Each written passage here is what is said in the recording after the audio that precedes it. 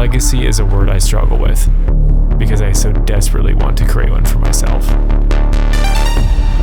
A relentless pursuit of improvement, not for engagement, not for praise,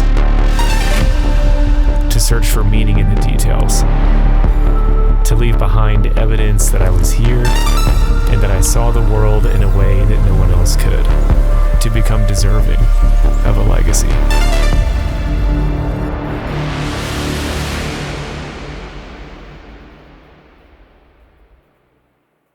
Hello everyone, and welcome back. Before we dive in, I just want to clarify a few things up front. For one, I never imagined that I'd get the opportunity to use a camera of this caliber and to partner with a brand as prestigious as Hasselblad because of my efforts here on YouTube. And I have you all to thank for that. Your support created this for me, and I'm incredibly grateful. I do not take this opportunity lightly. However, as always, I'll only be sharing my honest thoughts and opinions with you guys, recapping my experience with this camera system so far, while covering as much information as possible. Now, I'm not a spec sheet guy, and I think there's enough information out there for folks looking for that. I like to test cameras in the real world, out in the field, and that's exactly what I've done here. From vintage race cars to landscapes to portraits, which I usually avoid like the plague, it felt necessary to really dive in and push this thing to its limits. I have a ton of photos to share, so I'll keep those rolling as we go. Let's start with the physical design. To put it simply, this is the most beautifully built camera I've ever held. It feels extremely solid, the grip is super comfortable even after a full day of shooting, and it exceeded my expectations in this department. The screen is big and bright, it's OLED, and the touchscreen function was actually really handy for pinching to zoom since there is so much detail to review in these 100 megapixel images.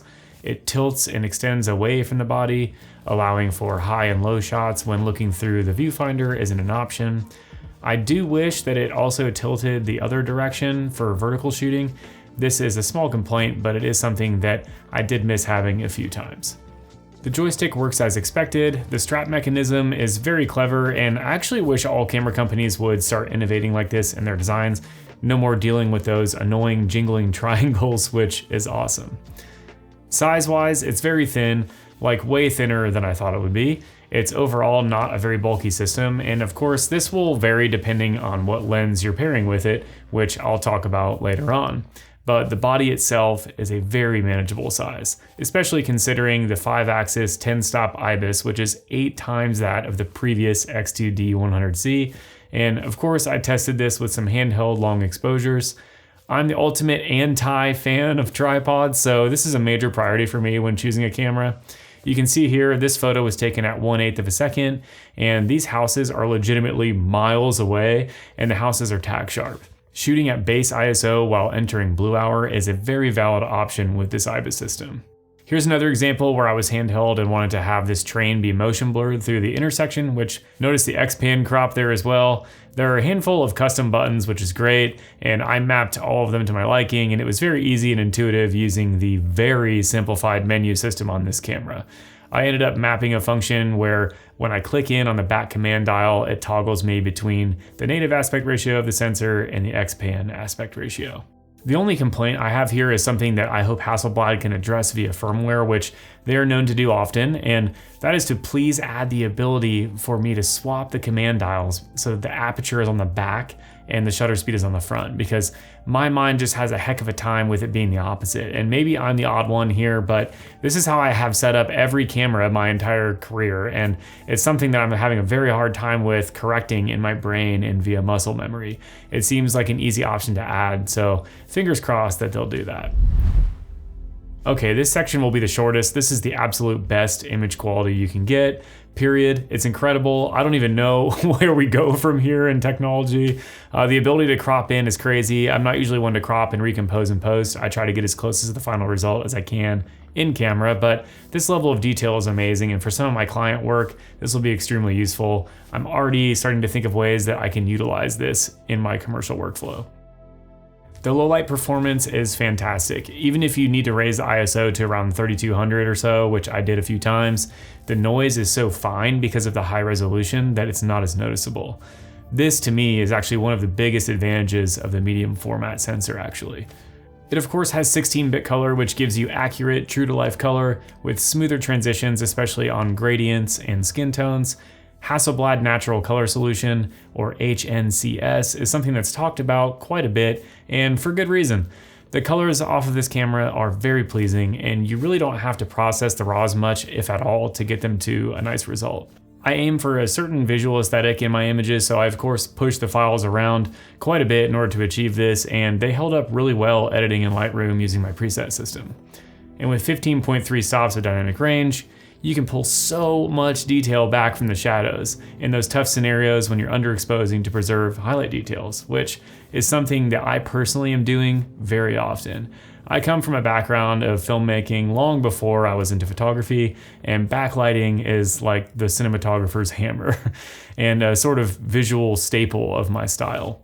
So having that flexibility and level of dynamic range is awesome. Let's talk about workflow. Yes, the files are pretty large, as you'd expect with a 100 megapixel medium format sensor. They are about 212 megabytes apiece on average. Thankfully, this camera has a 1 terabyte built-in SSD, which, let's pause here for a second. Every camera should have this, I'm not kidding. This has to be like the coolest feature of all time. This needs to be the standard of all cameras moving forward from now on. Not ever having to worry about a memory card has been so nice, and the writing and transfer speeds are incredibly fast. This is honestly a game changer. The one thing I will say, and this is something that again can hopefully be added via firmware, I would love to see a lossless compressed file format option. Other high megapixel cameras that I've used in the past have these options available, and it really does help ease the pain of storage needs long term when you can package these files into a smaller container. The battery life has been great in my experience. I even shot over 400 photos using continuous autofocus at the racetrack and still had over 30% left afterwards, which surprised me. On a casual average day of photography, I don't think you'll ever have any problems with 1, maybe 2 batteries if you're really taking a lot of photos. I was also happy to see that the in-camera crop modes do carry over the data and crop information into the RAW files in Lightroom, which is so nice. You see the image just as you shot it right away, and can even adjust the crop further or go back to the full sensor readout if you decide to do that later. This is the best possible way to implement this feature, so nice job, Hasselblad. One thing from a workflow perspective that again is a firmware feature request from me. This could be something that most people don't care about, but I'm gonna mention it because I do. There is no way to have zebras or an overexposure warning active while you're shooting, which is actually a tool that I use all the time. I really like to know exactly at what point and what information I'll be losing in the highlights on final output and be able to make my creative decisions in camera based on this. And you currently don't have a way to do this right now, which is a bit unfortunate. There is a way to turn it on playback, but even then it's only reading the data levels of the little preview JPEG thumbnail file on the camera, so it's not accurate to the full data level available in a raw image off the sensor. I'd love to see some proper live view zebras via firmware in the future. I should mention that this camera actually does have a unique set of features in the HDR department. Now, I didn't utilize this much because of my workflow and my preferences. However, this camera supports a full start to finish HDR workflow. It's actually implemented from the time you shoot the photo. You can review them in the back screen in HDR. You can transfer them straight to compatible devices or screens via the Focus Mobile 2 app, or you can edit in HDR, or you can use a wired connection to your computer via USB-C. The app is available on iPad and iPhone, and I even installed it on my Mac to test it out because there's some other cool features like remote shooting and control, which is also available on the app. You can even apply HNNR, which is Hasselblad's noise reduction, to your raw images, and some folks even convert their raw files to a different file type to reduce the size a bit using this app as well. This camera has continuous autofocus and subject detection for humans, animals, and vehicles. I obviously tried all three, and they work surprisingly well. The autofocus on this camera is faster and more accurate than any other medium format camera that I've used.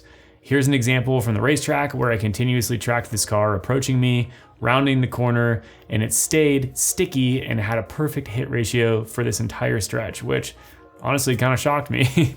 I think if you're comparing it to a sports-oriented autofocus system from a camera with a smaller sensor, it obviously won't compete with that, but for 99% of everyday scenarios, It's very good and reliable. The days of medium format feeling sluggish are pretty much over with this camera. They've conquered that, and that is awesome. Speaking of autofocus, let's talk about this lens. This is the 35 to 100 millimeter f2.8 to 4 E lens and is considered the flagship of the lineup. It meets the demands of the 100 megapixel sensor, and it's really something. I never ran into a situation where a particular focal length had any lack of sharpness, and I actually really love the focus fall off of it quite a bit, which ultimately does have a lot to do with the final look or feel of an image. And it has a very smooth vibe, which I just really enjoy. This lens is also the fastest focusing speed amongst all of the XCD lenses currently available. It's about a 3 times zoom range, covering wide angle all the way through to like a medium telephoto length, so it's versatile and covers most scenarios. In full frame terms, it's equivalent to a 28 to 76 millimeter. The maximum aperture is f2.8 when you're on the wide end of the lens, which for medium format is actually insane on a zoom lens and is the largest aperture zoom lens in the industry for medium format. This is a pretty big deal actually, and isn't talked about as much as I feel like it should be. It's very helpful in low light situations and for more subject isolation and dramatic depth of field. For reference, the closest GFX zoom lens is an f4 and actually weighs more than this one. So there is some pretty crazy engineering going on here. I would honestly love to try something like a 38V as a daily carry, which is the 30 millimeter equivalent prime lens from Hasselblad. I think this image quality is sort of spoiling me, and I would really like to just try a nice small prime like that and potentially bring this thing with me everywhere, which would be amazing as a daily carry camera. So maybe one day I'll get to try that. A few extra notes about the lens here. It's a leaf shutter, so it's actually capable of flash sync speeds up to 1/4000th of a second.